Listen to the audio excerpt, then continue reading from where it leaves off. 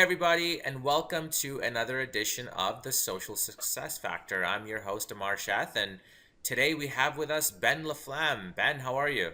Very good. Excellent. So, guys, you know what Social Success Factor is all about. We interview some of the best salespeople all around the world on how they're using social media to supercharge their sales efforts. So, for those of you who have read my previous blog on setting up your own blog as a salesperson, Ben is that revolutionary, that trendsetter that's kind of done it all. He was one of the first ones out of all of us that did it. So, Ben, I'm really happy that you could be with us today. Thank you. That's my pleasure. Awesome. So, Ben, tell the audience a little bit about your professional journey up to this point so far. I started in the finance business about 10 years ago, mostly doing equipment financing. I started with GE and went to captive finance companies for a few years. And I came back to GE recently, about a year and a half, 2 years ago, to do some vehicle fleet management. So we're involved with all parts of dealing with corporate vehicles, from buying them to reselling them, uh, with a company called Element Fleet Management. So we were recently, I'm missing out the story, but anyways. It's okay. So, basically, Element Fleet Management bought out GE's fleet management division, and you're now part of the Element family. Excellent, exactly. We're part of the Element family now, and that's pretty much it. Cool. So, in addition to being a full time dad, a full time sales guy, running around the city, meeting tons of clients, you're still finding time to do social selling. Well, yeah, I basically taking the time I was spending on cold calling and leaving voice messages to using social media. Cool. So, Ben, you had a really interesting story, and I'm not going to interrupt you this time. So, tell us about how you use the the art of trigger event selling in your social selling story. Well, through my mentors at social selling, I found out that it's very important to be connected with your customers. So I did just that back in July 2013. I got connected to a CFO of one of my customers. And about a month after, I find out that I get an alert saying that he's leaving the company. So I reached out to him on a LinkedIn message and said, "Hey, I'm really sorry to see you leave. I really enjoyed working with you. Whatever I can do to help you out, reach out to me."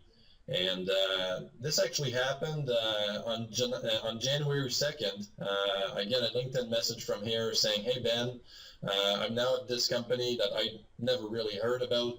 It's an electrical contractor. They got about 30 vehicles, so it's really right at the beginning of our sweet spot."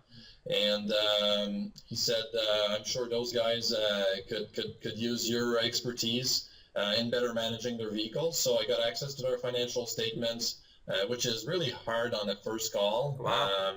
So I got financial statements. Right now they're in our credit decision process, and my plan is to meet them early February with a pre-approved proposal in hand, and basically make the sell from there. So it's much more of a smoother sell than trying to find the prospect, find the company, then get an in for a meeting.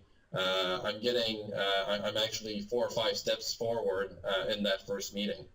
Yeah, that sounds really good. And you hit the nail right in the head, Ben. So you used a simple trigger because you were looking out for it to just take action, right?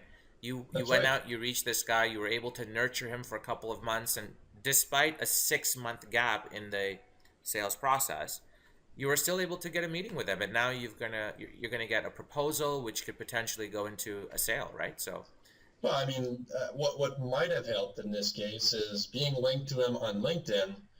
Chances are that he's going to see my fairly frequent updates. He's going to see that I'm researching the industry, looking for new ways of finding savings, and whatever I can find that can be helpful to my connections. I post it on LinkedIn. I post it on Twitter, and make sure that I share the expertise with members of my network. So that's a really good segue into what I wanted to talk to you about next, which is your blog. So Guys, Ben's blog is expertiselaflamme.com, and I'm going to have a link for that right below in this video, so all of you can check it out. So Ben, you took great initiative, right? You basically said, I love my company, but they're not letting me write a blog on the corporate website, which most companies will not, so it's not anything unusual. But you basically said, I won't let that stop me.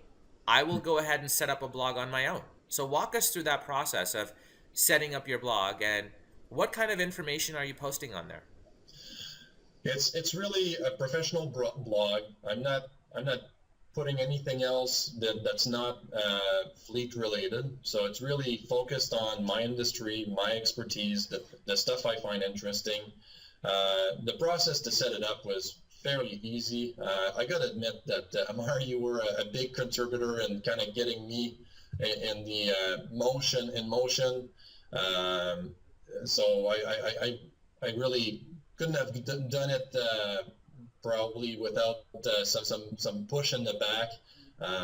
But it's very easy. You basically register your domain name. You find a hosting company to host your blog, and I'm writing it on WordPress, so there's all kinds of add-ins to help you do whatever you want.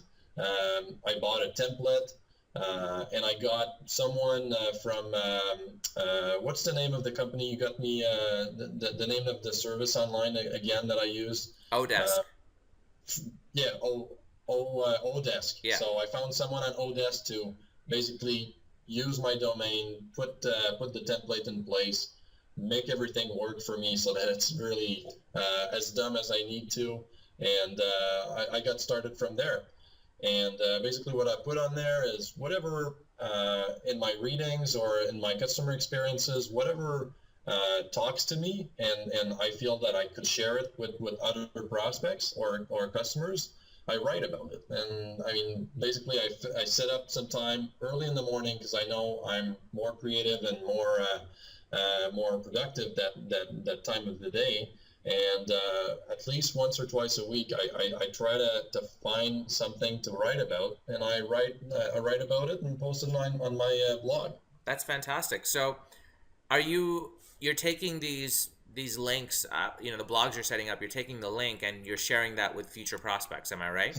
Yeah, definitely. I mean, you want to make sure that I want to make sure that the time I'm putting in this is going to pay off as well for me. So I share it either directly with direct messages through LinkedIn with people I know it's going to be relevant to them, or I'm going to post a few of them on Twitter occasionally, or straight on my LinkedIn feed, or into emails to customers. And rather than following up with I had an example yesterday about that.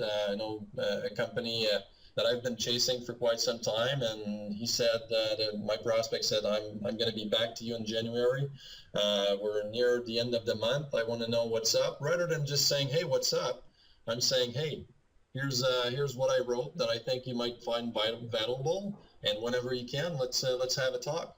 Yeah. So it's much more relevant than a simple what's up. Yeah, absolutely. So you're not just, you're not being a pest saying, "Hey, where are you? What did you think?" You're actually providing really good value and saying to the buyer that, "Look, let's call it the way it is. I want a meeting with you, and the quid pro quo, you scratch my back, I scratch your back. I'll provide you with some information that you find valuable in exchange for your time." So now there's a real exchange of, good assets happening. It's not just the customer giving you time for nothing. You're actually providing the customer something that's important, it's valuable to their life, it helps them, and in exchange for that, now you're asking time. I'm not begging for attention and time. I'm offering expertise, services, basically hindsight, so that they can better manage their business. That's great. So Ben, I really appreciate the time that you're with us today. Now, as a parting thought, I want to ask you this one question, okay? This is the last question for today. Why aren't more salespeople doing social selling? Salespeople are lazy, you know that. Your words, not mine, buddy. So, I mean, it's a matter of just a few hours $100 of my own money that I know is going to come back in actual deals. So I took the leap of faith. Just look at your results on cold calling, on prospecting over the phone. See what you're landing in terms of business on every call. Try to think about how powerful your sales pitch could be if it were online instead, and if you're building an image of expertise and sharing your thoughts. I think you're going to get much more payback than the traditional methods in 2014 and forward and beyond. Cool. Ben, thanks again for your time. I really appreciate it.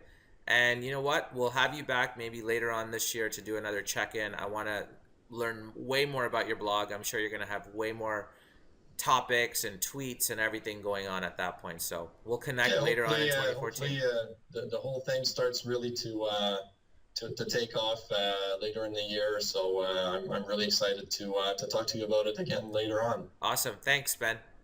My pleasure. Have a good day. You too.